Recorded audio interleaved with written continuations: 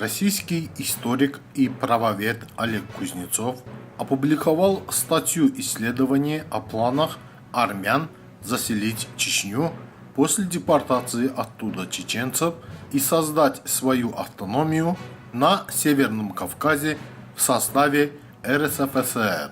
Статья основана на рассекреченном деле 1948 года из архива службы государственной безопасности Азербайджанской Республики. В этом документе подробно с указанием, вот обращаю внимание, выделено большим крупным шрифтом, с указанием псевдонимов спецагентов, там их указано в тексте трое, проводится работа по нейтрализации деятельности армянских националистов. Далее мы видим список армянских националистов с их характеристикой, кто организует процесс переселения армян с территории конкретно Талузского района в Грозненскую область, которая, точнее, на тот момент была создана на территории Чечено-Ингушской республики. Очень интересный подбор персонажей. Тут есть и армяне-коммунисты, которые были сняты со всех серьезных руководящих постов за националистическую деятельность. Есть здесь и бывшие дашнаки, которые воевали против советской власти, есть беженцы из Турции, то есть, по идее, представители разных политических взглядов или разных каких-либо платформ, но все они, невзирая на, может быть, некие идеологические конфликты и антагонизм, в рамках реализации своей национальной идеи объединяются. И в чем заключается эта национальная идея? Это на 4-й странице спецсообщения. Следует отметить, что ходят такие слухи, что армяне имеют намерение, оккупировав Чечено-Ингушетию, создать там автономию в Грозненской области. А поэтому наблюдается туда тяга армян для сосредоточения. Ну и дальше, в следующем абзаце,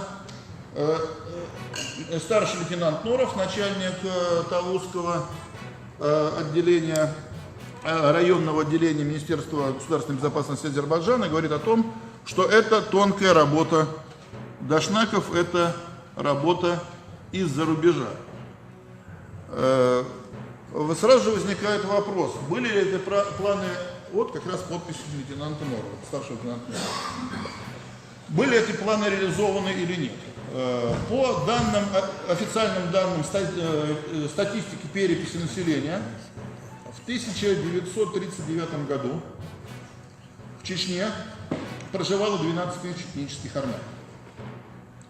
По переписи 1957 года их число увеличилось до 18 тысяч. Следовательно, переселение было. Но здесь необходимо обратить внимание на два очень важных момента. Момент первый. Естественные потери населения в условиях войны и послевоенной разрухи, то есть эпидемии, возможные последствия бомбардировок, возможные карательные операции органов государственной безопасности. То есть, соответственно, было не 6 тысяч переселенцев,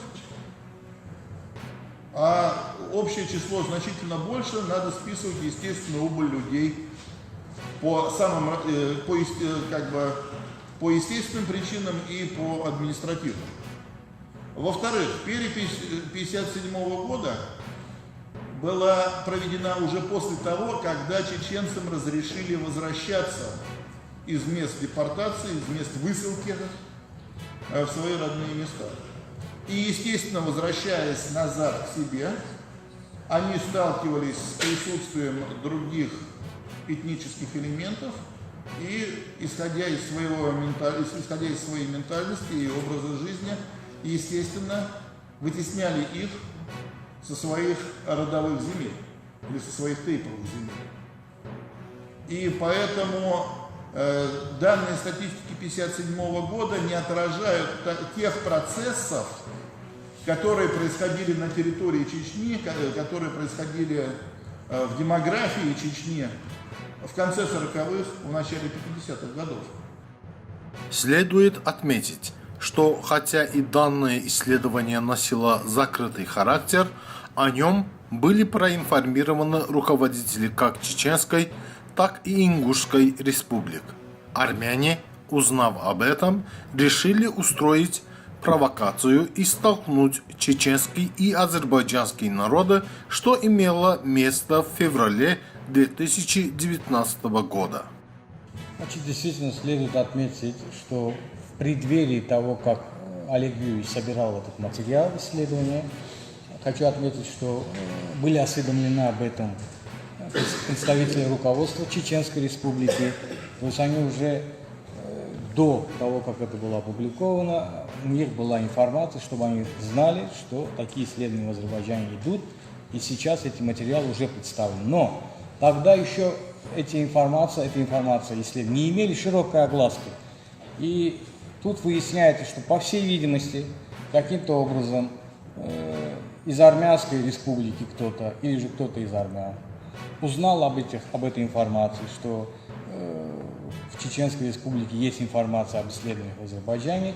И мы думаем, возможно, та самая провокация, которая имела место, вы помните, в середине февраля, когда была попытка столкнуть чеченские и азербайджанские народы, и в этом была роль, мы знаем, опять-таки, представителей армянского народа, предупредить, то есть обогнать нас и заострить внимание как российское, не на том, что мы сейчас говорим и исследуем, а на том, что якобы есть конфликт между чеченцами и азербайджанцами. Неопровержимыми фактами, подтверждающими прямую заинтересованность армянских националистов в угнетении отношений между Баку и Грозным, являются также статусы лиц армянской национальности, опубликованные после февральских событий на Фейсбуке. Арман Абовян, хоть он и отказывается, это, значит, сейчас он депутат парламента Армении, после прихода Пашиняна его подняли, а так он известен как пропагандист провластный. Он обратился с призывом в закрытых группах к армянским юзерам, к руководителям различных площадок в социальных сетях армянским, что нужно по максимуму, значит, этот вопрос поднимать. Я даже прочту, что он здесь написал. Так, ребята, вы все, конечно же, в курсе радостного для нас события, я имею в виду азербайджано-чеченскую заварушку в Москве. Какие перед нами стоят задачи в свете происшедшего? Прежде всего, делаем все, чтобы конфликт как можно сильнее разгорелся в социальных сетях. Используем для этого не армянские ники, чтобы никто не посмел упрекнуть нас в нагнетании ситуации. Пишем оскорбительные комментарии от имени двух противоборствующих сторон. Нужно очень слаженно и четко работать. Мы должны по максимуму извлечь из этой истории. Успехом для нас будет новое столкновение, но в любом случае наша первоочередная задача – сеять семена ненависти и раздора. То есть товарищ предлагает под ложными чеченскими и азербайджанскими никами, профилями, заходить в какие-то группы, оскорблять чеченский народ, оскорблять азербайджанский народ, тем самым разжигая конфликт. Но не только он, есть и другие комментарии, где, в частности, допустим, Ашот Мелкумян призывает. Вчера слышал новость о том, что азики и чеченцы поругались. Думаю, что наш план удался. Мы этого ждали. Ох, как будет жарко, зато это для нас плюс. Почему? Потому что азиков надо уничтожать, и чтобы они грызли друг друга. И будем, русский язык у него слабый, поэтому вот такие ошибки, и будем притворяться перед чеченцами и скажем, вот видите, они как нас хотят уничтожать, так и вас хотят уничтожать. Вот его надо будет сказать, чтобы чеченцы не ненавидели азиков. Еще раз говорю, что наш план удался на ура, и это наша победа перед азиками. Слава армянским героям и героям слава. А теперь я прошу помощи, что называется, у азербайджанской прессы. Для чего? Для того, чтобы были акцентированы два очень принципиально важных момента. Первый. Я все-таки гражданин России, поэтому в первую очередь забочусь о своей стране. Так вот, исходя из тех комментариев, которые мой уважаемый коллега вам сегодня представил, нужно сделать совершенно однозначный вывод о том, что армяне, армянские пропагандисты призывают к межнациональной розни на территории Российской Федерации. Это главная причина, по которой я просил организовать эту пресс-конференцию. Второй нюанс, особенно из выступления господина Мелкумяна, это их план. То есть факт подготовки чечено-азербайджанских столкновений в Москве косвенно подтверждается. И третье, посмотрите, финальная фраза, которая присутствует в этом тексте и которая очень хорошо может быть, опять же, воспринята в России. Слава героям, героям слава – это традиционное бандеровское приветствие на Украине. Причем русофобское, бандеровское приветствие, которое так болезненно воспринимается в Москве. Так вот, мы можем говорить о том, что использование этого приветствия армянскими националистами или одним из армянских националистов в социальных сетях явно свидетельствует о том, что этот человек находится под тем же идеологическим влиянием, под которым, причем откровенно русофобским идеологическим влиянием, под которым находятся сейчас на территории Украины местные украинские националисты. И я думаю, что вот этот вот конфликт, он не только направлен против Азербайджана, и не столько направлен против Азербайджана и азербайджанцев, сколько он направлен против России, хотя об этом явно нигде не заявляется. На пресс-конференции прозвучал вопрос, почему армяне должны верить в слова проазербайджански настроенного Олега Кузнецова. Ответ был таков. А мне верить не надо, надо верить архивным документам, поэтому я их здесь и представлял внимание аудитории. Если господа армяне считают, что этот документ фальсифицирован, то тогда пусть и выдвигают, ставят вопросы перед Министерством государственной безопасности Советского Союза и вообще перед всей советской историей. А не ко мне это вопрос. Журналисты также поинтересовались отношением российского политолога и к недавним заявлениям жены Пашиняна Анны Акупян о том, что тысячи солдат погибли в Карабахе из-за ничего, зазря. Я думаю, что Армения – это страна уникальная, это страна контрастов. Там с политическими заявлениями выступают те люди, которые в любой другой стране с такими заявлениями выступать не могут. Например, я не представляю себе, чтобы министр России Сергей Шойгу выступал с заявлениями об изменении государственной военной доктрины, как это, например, делает Давид Танаев. Это прерогатива Верховного Главнокомандующего и никого более. А когда министр через голову главы государства делает такие заявления, ну, по крайней мере, это для меня очень странно. Точно так же я прекрасно понимаю, что ни в одной другой стране мира жена главы государства не может за своего мужа озвучивать политическую позицию своей страны. Однако в Армении и то, и другое присутствует. Соответственно, мы можем говорить о том, что с точки зрения, скажем так, традиционной точки зрения нормального неармянского политолога, вот это вот наличие вот этих двух взаимоисключающих заявлений и министра обороны и жены главы государства, это и есть не что иное, как два противовеса.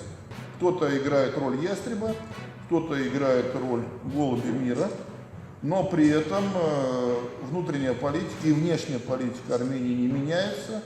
Это всего лишь навсего, в моем понимании, цирк и камуфляж, который должен поддерживать какой-то еще промежуток времени режим оккупации азербайджанских территорий. Поэтому вот эти заглушить, чтобы два своих поражения, одно на поле битвы в 2016 году, другое на переговорном столе в 2019 году.